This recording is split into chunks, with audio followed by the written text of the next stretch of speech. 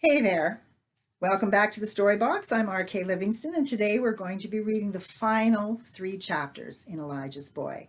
In our last episode, Nathaniel and Elijah have been hiding in the town of Zarephath for several months at the home of Milcah and her young son.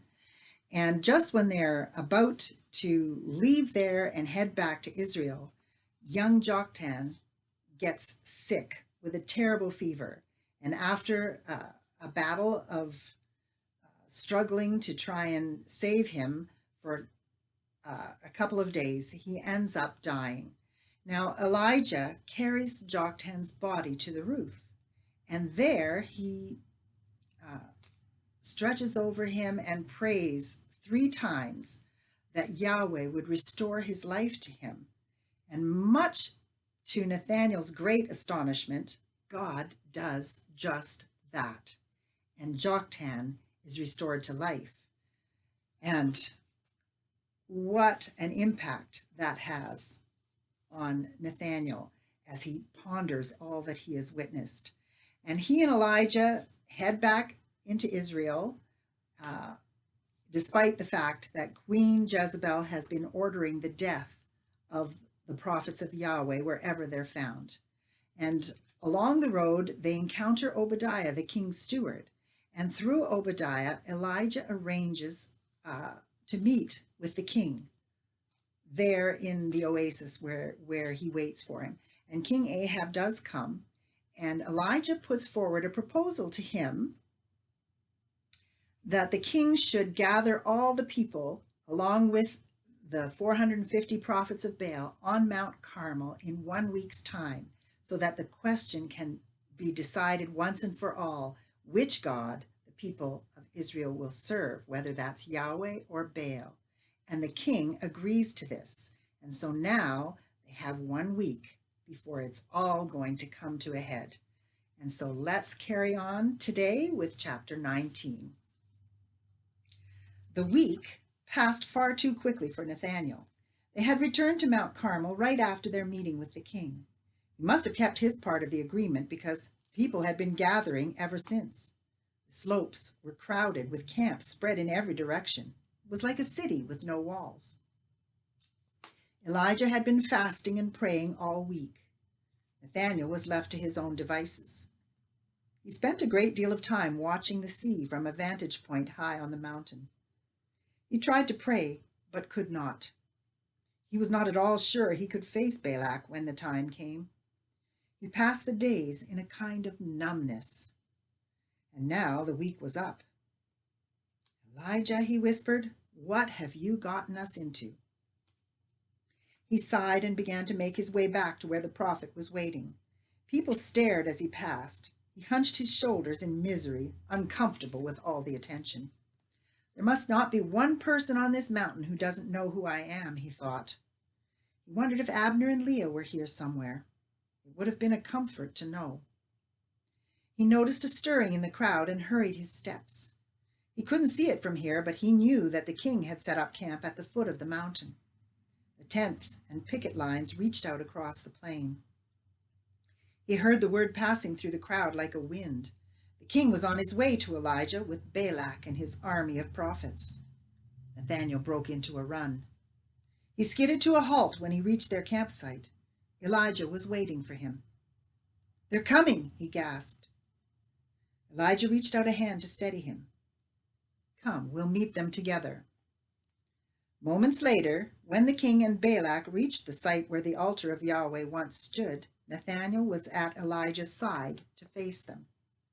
He only hoped that his face did not reveal the turmoil he was feeling. Ahab stood with arms folded, a look of grim amusement on his face. He glanced at the high priest and inclined his head. Balak needed no further encouragement. He stepped forward, a sneer twisting his thin lips. "So, blasphemer," he said, his voice as smooth as honey, "you wish for one last chance to preach your lies to the people. The king has agreed to allow you to speak, but be warned, I am ready for you." Elijah's expression was scornful. "I haven't come here to debate with you," he rumbled.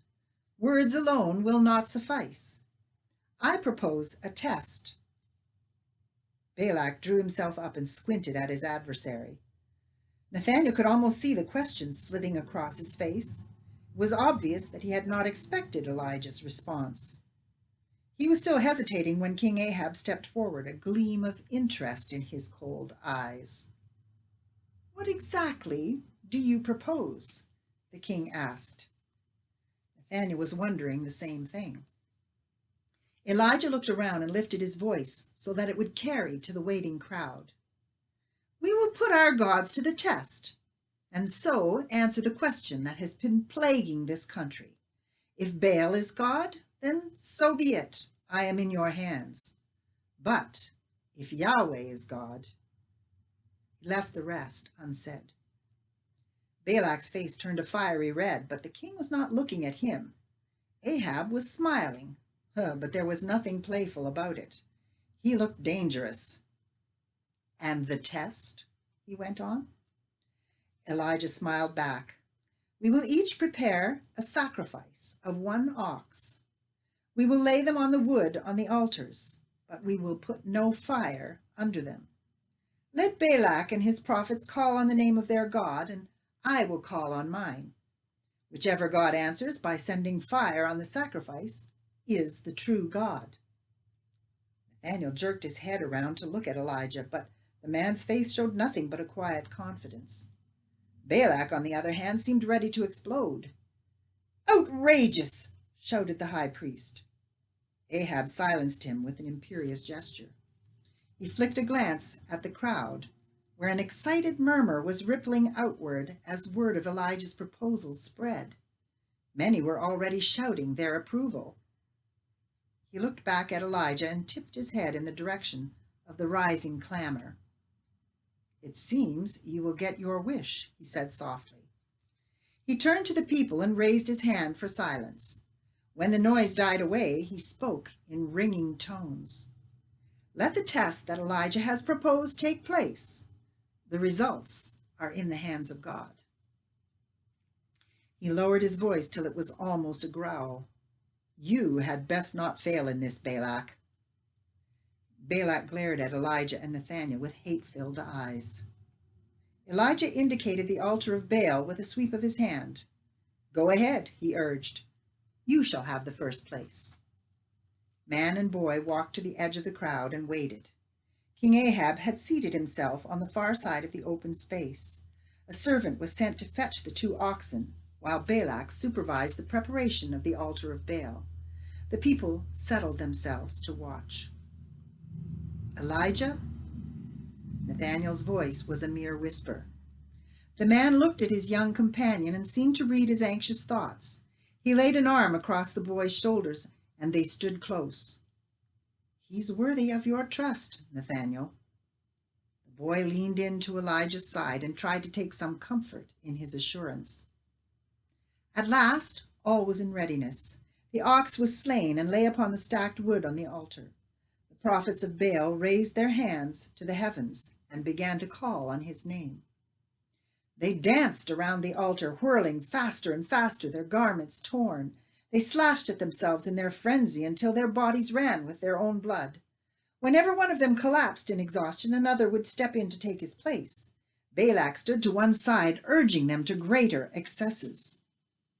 Nathaniel watched in horrified fascination, but the altar, with its sacrifice, remained untouched. Elijah's thunderous voice rose above the din to mock them. "Where is he, this God of yours?" he shouted. "He can't hear you. Perhaps you're not making enough noise. Perhaps he's not at home. Maybe he's gone to relieve himself. Or is he asleep and needs to be wakened?" "Elijah, please," begged Nathaniel. "Must you taunt them so openly?" Elijah ignored his protest and smiled as Balak brandished his fist at them. The high priest's face glistened with sweat, and he renewed his efforts, his once silky voice grown hoarse with shouting. They raved all afternoon until the time of the evening sacrifice, but there was no reply, no voice, no answer of any kind. At last they were exhausted by their fruitless efforts and lay where they had fallen. There was an angry murmur from the crowd, but Ahab sat in stony silence. Elijah stepped forward, bringing a trembling Nathaniel with him. A hush settled over the assembled people. Chapter 20. Yahweh's altar had fallen into ruin, and they set about to repair it.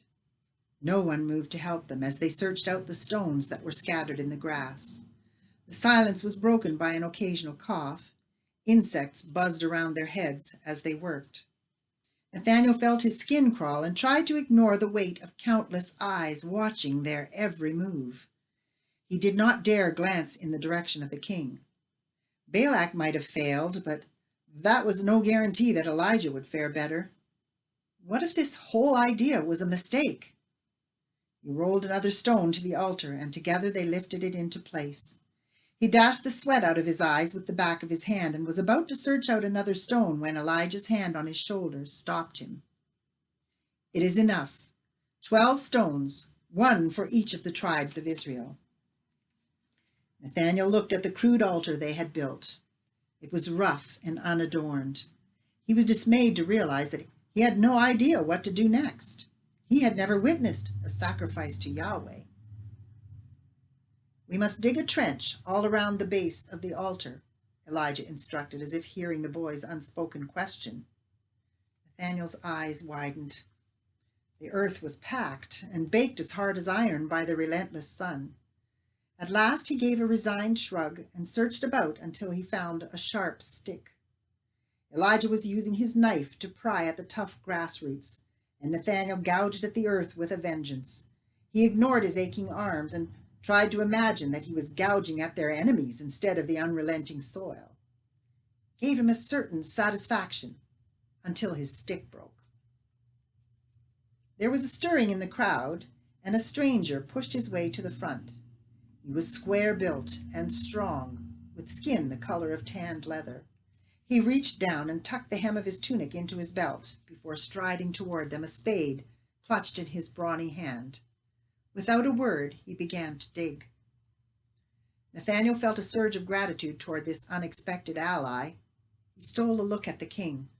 Ahab was leaning forward and watching through narrowed eyes. The boy realized that the stranger would share their fate if things went badly. He tried not to think of it as he went back to work. At last, the trench was finished, and Elijah prepared the sacrifice. When the ox lay on the wood atop the altar, he stood for a moment regarding it. "We will require 4 large pitchers filled with water from the spring," he called to the waiting crowd. It seemed that everyone started talking at once. There was a shifting among the people as someone moved to bring the water. Nathaniel longed to ask what it was for, but he did not dare. It seemed only moments before the crowd parted and the water jars were brought forward and set at Elijah's feet. "Nathaniel, you must pour the water over the sacrifice," he commanded. Nathaniel stood frozen for an instant. He stared at Elijah and willed himself to obey. It was madness. Once again, it was madness. The sacrifice would never burn if it was wet. He moved on shaking limbs and lifted the first jar. He poured the water over the sacrifice and then repeated his action with the other 3 jars. He was dismayed when Elijah's voice rang out, shouting, "Fill them again!" Nathaniel waited as the jars were taken away to be filled. His chest hurt, and he was finding it hard to breathe. He told himself not to panic, but it did no good. All too soon, the dripping jars were handed forward and set down on the uneven ground before the prophet. When Elijah commanded that they be emptied onto the sacrifice again, the crowd fell silent. Nathaniel swallowed hard and moved to obey. His hands were trembling so that he feared he would drop one of the jars and disgrace himself. He gritted his teeth and set to work. The ox and the wood glistened as the water ran splashing and trickling over them. The stones of the altar shone with wetness. When the last jar had been emptied, he found that he still couldn't rid himself of the tremors that shook him. He clasped his hands together in an effort to keep them still. Elijah called for the jars to be filled again. Nathaniel looked up into the face of the man he had sworn to serve. He thought of Joktan and what he had seen God do that day on the rooftop. How many times had he thought Elijah mad, only to be proven wrong? Trust me. Nathaniel jumped, but Elijah had not spoken. What? Those who trust in me are not disappointed. It was like a whisper in his ear, and Nathaniel went very still. I must be dreaming, he thought, and gave a nervous shake of his head. Still, a sort of peace had stolen over him. His hands had stopped trembling. When Elijah told him to pour the 4 jars of water over the sacrifice for the 3rd time, he did not hesitate. The people were jostling one another and straining to see. By the time the last jar was emptied, the ox was drenched, the wood soaked, and the trench filled to overflowing with water. Nathaniel set the jar down, and Elijah raised his hands. A hush descended on the crowd. The prophet of Yahweh did not dance or tear his clothes or mutilate himself. He lifted his face toward heaven and cried out to his God in ringing tones that were heard by all. Yahweh, Lord of heaven and earth, here is the sacrifice. Now let there be no more doubt in the hearts of your people as you show yourself mighty before them. Instantly, there was an explosive crash of thunder as lightning streaked out of a cloudless sky. The altar of Yahweh seemed to explode into blinding flame. There were screams as people threw themselves onto their faces and tried to cover their heads. Nathaniel found himself on his hands and knees in the dust, though he did not remember falling. He stared in awe as the raging fire consumed the offering and the wood and the stones and even the water that was in the trench. God, he whispered.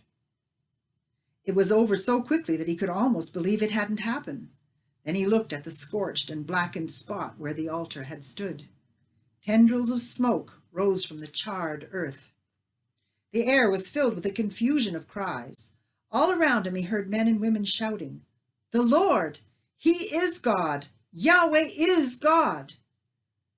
Then Elijah's voice thundered, "Destroy the false prophets from among you." Nathaniel was knocked over, and he struggled to his feet to keep from getting trampled as the crowd surged forward. Ahab's bodyguard formed a protective circle around the king with their swords drawn. Balak tried to force his way into their midst.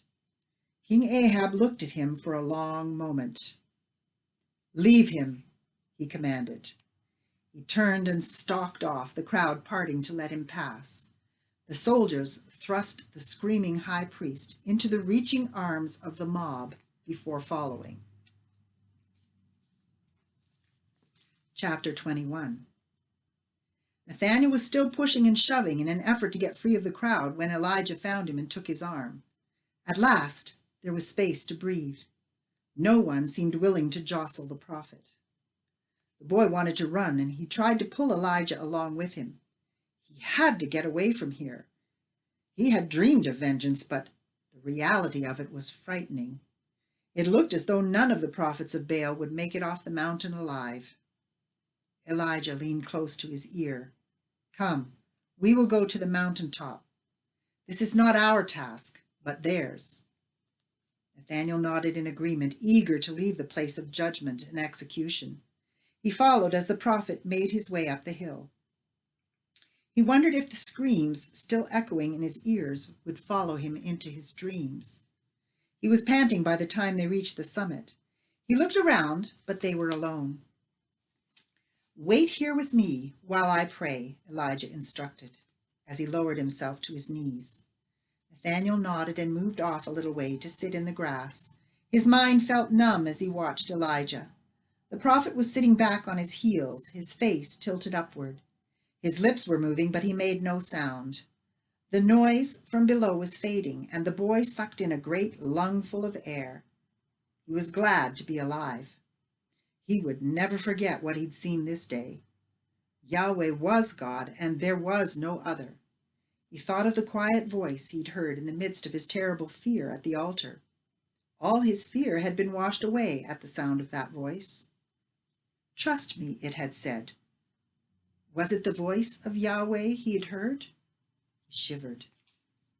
"Nathaniel," he jumped up and looked to Elijah. "Go and search the sky to the west. Tell me what you see." He hurried to a vantage point not far from them and gazed out to sea. The sky was an unbroken expanse of blue, a little hazy where it met the waves on the far horizon. "There's nothing," he reported. What was he supposed to be looking for anyway? Elijah bowed his head once more and continued to pray. Nathaniel went back to his seat. He picked up a clod of dirt and turned it in his fingers. It crumbled to powder, and he wiped the dust on his tunic. With a flash of insight, he knew what Elijah was praying for. The people had turned back to Yahweh. There could be an end to this cursed drought at last. When Elijah sent him to search the sky again, he was eager to do it. Still, there was nothing. He tried to stifle his impatience. 6 times Elijah sent him. 6 times he saw nothing but a few birds. The big man did not stir from his place, but continued to pray. Nathaniel waited until, in spite of himself, his head began to nod. He had fallen into a fitful doze when Elijah's voice wakened him. "One more time," he urged. The boy scrambled to his feet and moved to obey.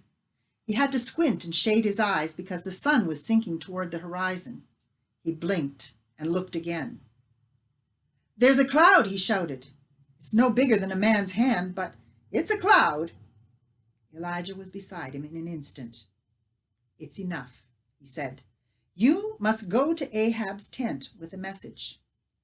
When Nathaniel looked at him, the prophet was smiling. "Tell him he had better set out for Jezreel this very hour.